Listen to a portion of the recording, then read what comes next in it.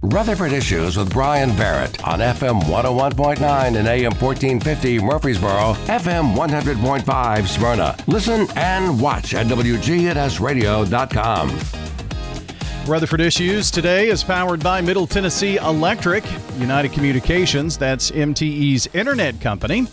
Well, they offer fast, reliable, 99.99% reliable fiber internet to homes and businesses. Find out more at mte.com/internet. We've got not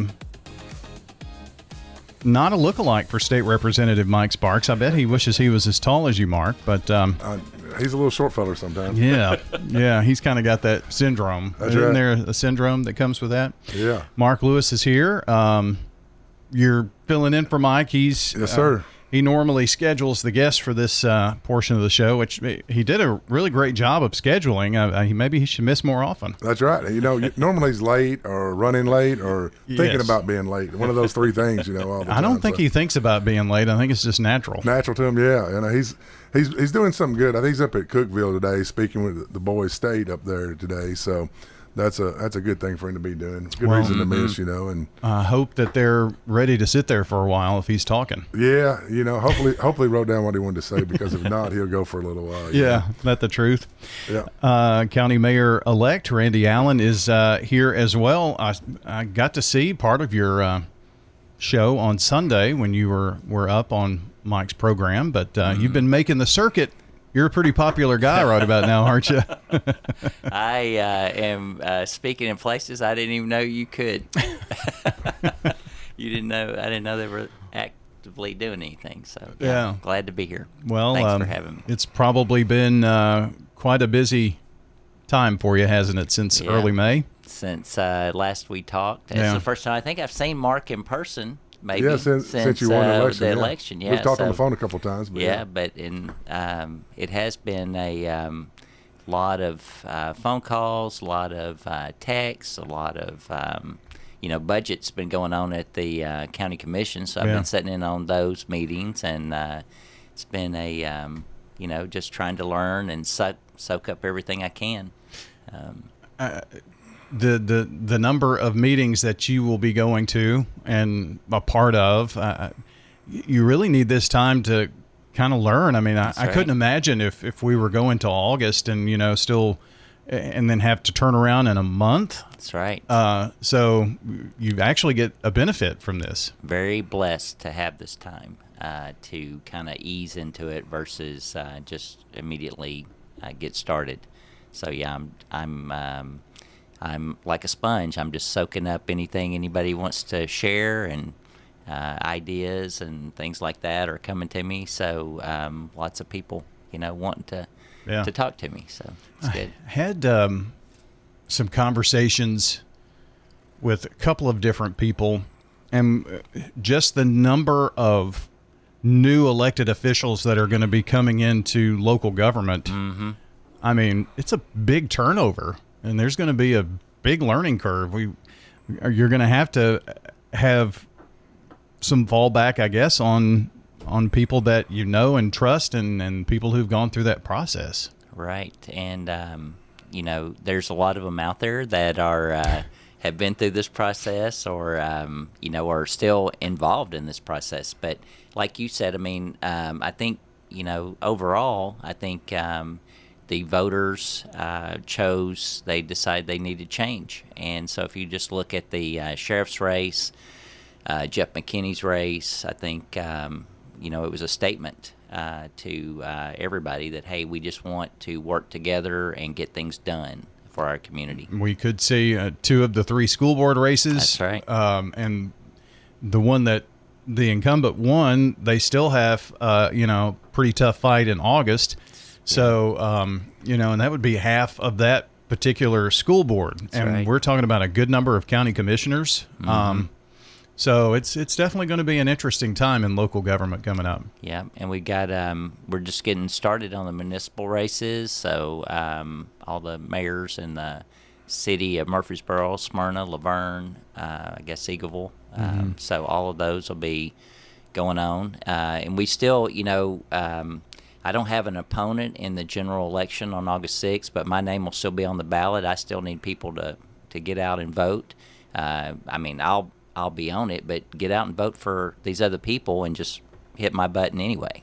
Well, if you were the only one that voted for yourself, Daffy Duck could be the next county mayor, right? Yeah. Got to be careful. Wouldn't that be something? Wake up on August 7th, be like, hey, we just hired Daffy Duck. You got to watch those write-ins and stuff like that. But Mark, kind of talk a little bit about Men of Valor and what you've got going on. Well, it's actually Men of Hope. We've been going for about 6 years, and we started it at Mike and a couple of guys from my church had asked us to start Men of Hope, and it really wasn't Men of Hope then. It was just a men's group to get around and talk about the Bible and do Bible study and stuff like that, and it's kind of morphed into a pretty big group. We have 2 actually meetings. We have one on Thursday night and one on every other Thursday night and every other Saturday morning.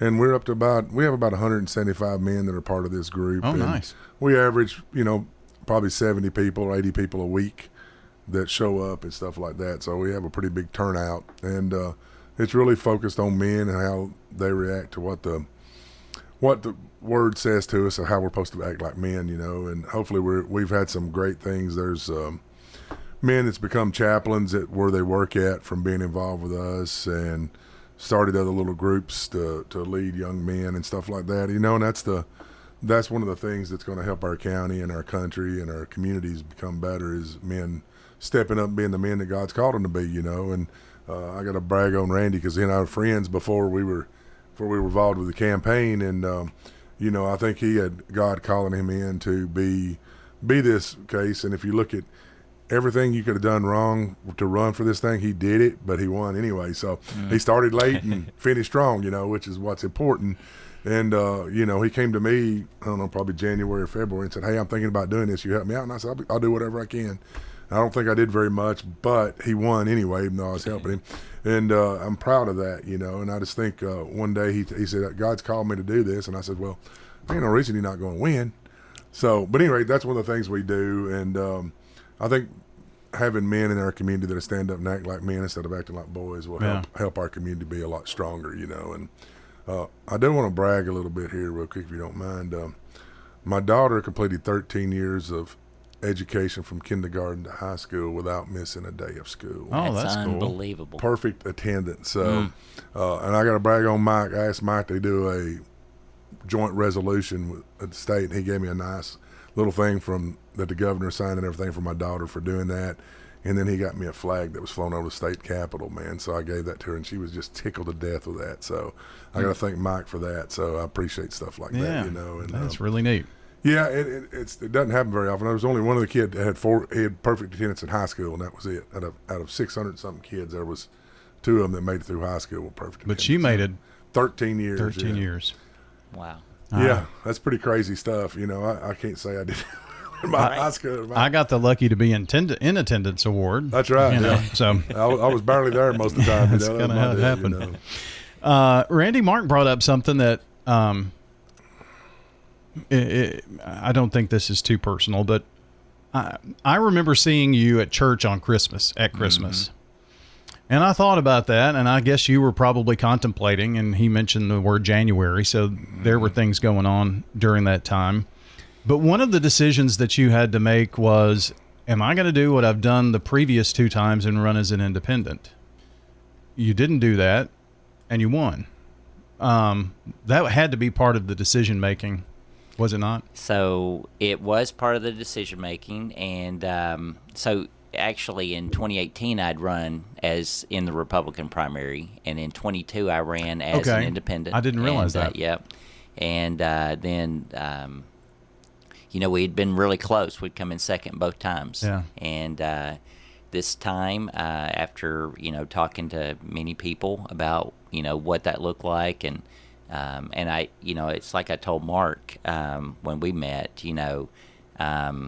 I have tried. I mean, I didn't want to be.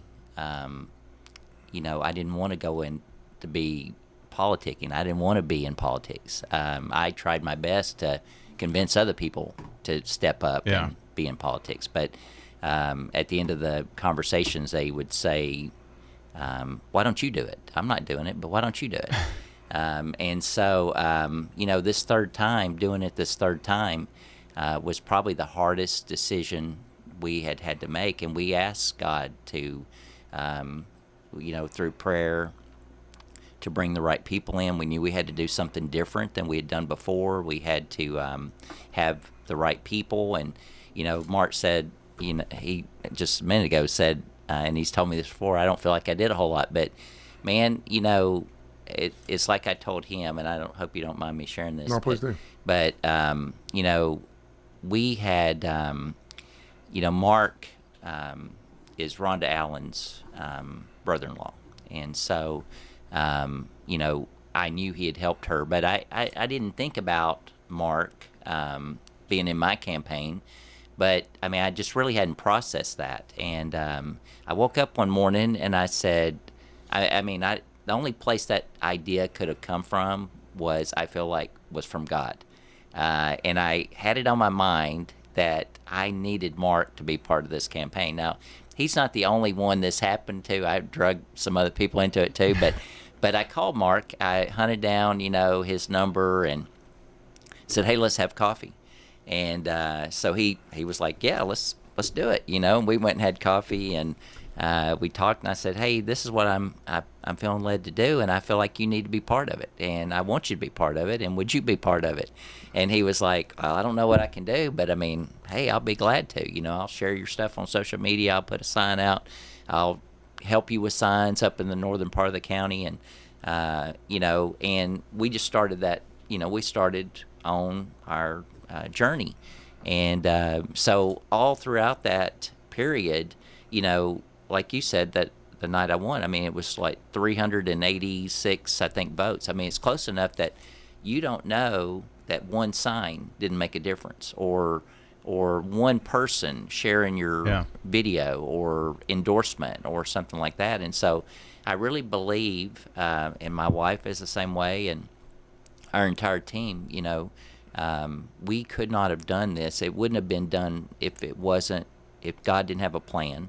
Maybe I was just impatient, the two times before. Maybe if I'd have just waited until this time, it would have been perfect. But maybe he was preparing me for, just those first two times prepared you for time number three. You learned lessons along the way, I know. Third time's the charm, right? Yeah, that's right. Well, that's what I told Randy. Actually, the night we did the interview, as the final returns had just come in, third time's a charm.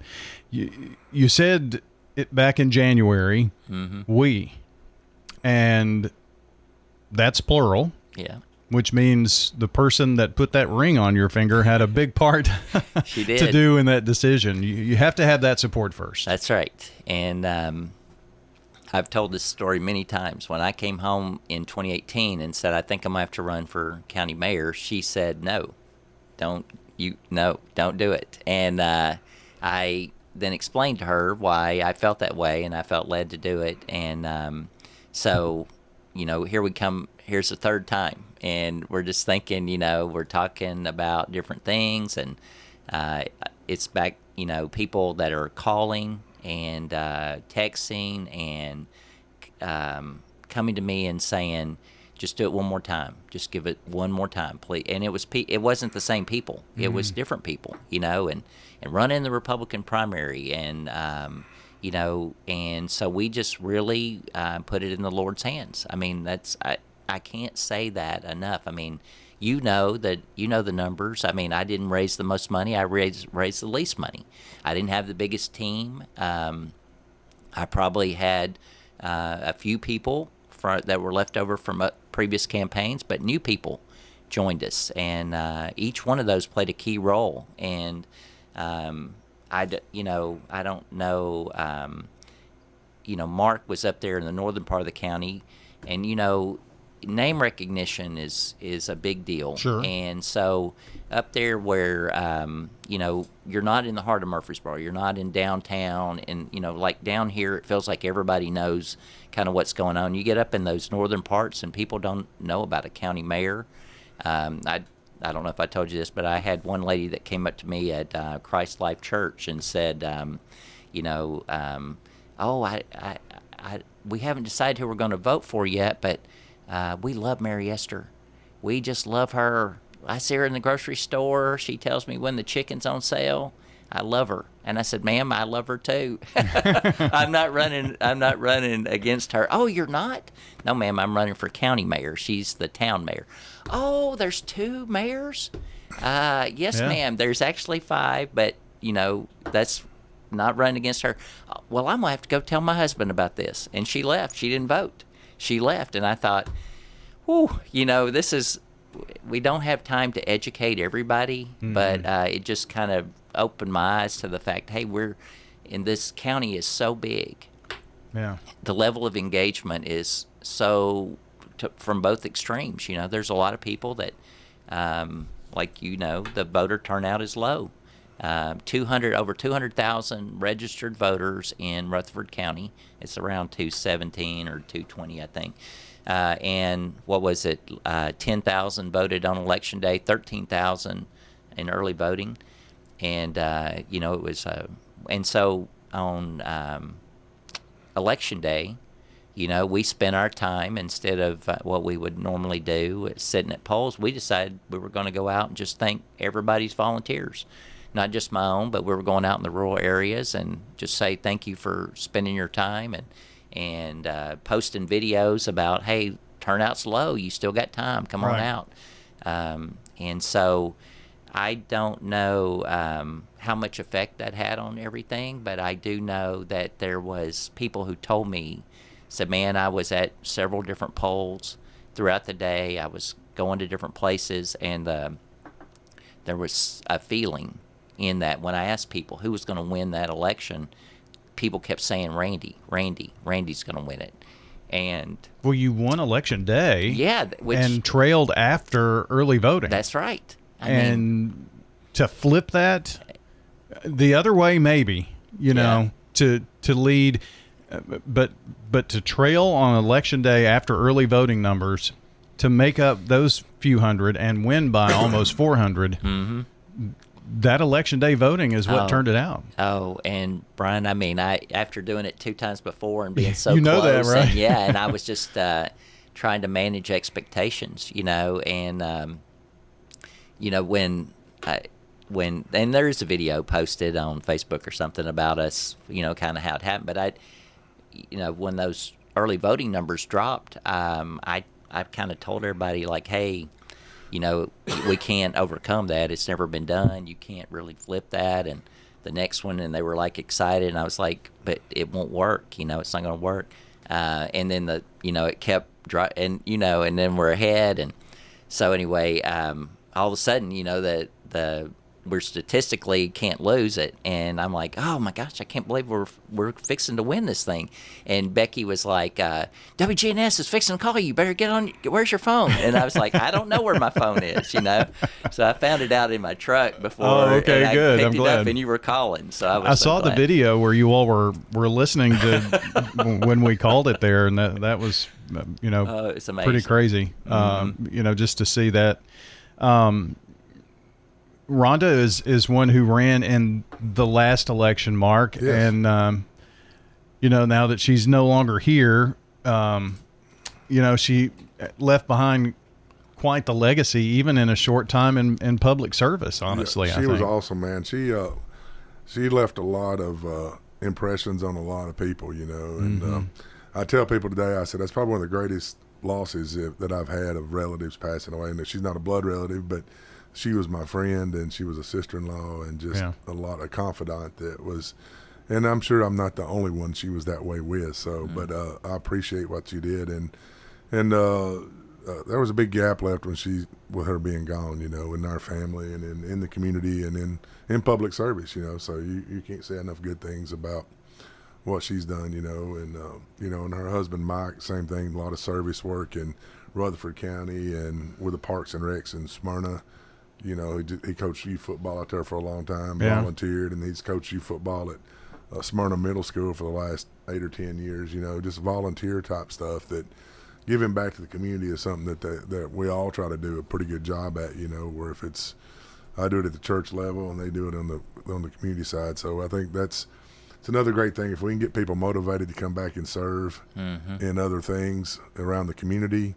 where if it's in churches or in nonprofits or whatever it is, that's probably been the biggest decline I've seen in my lifetime is where people in service industry or service private sector or not-for-profit type places, people just don't volunteer to do stuff like that. Well, and if you have, what was it, 11-12% of the registered voters, I mean, yeah, that's we crazy. have more than 220,000 people in this county, but that's the number of registered voters, and 12% of those actually vote.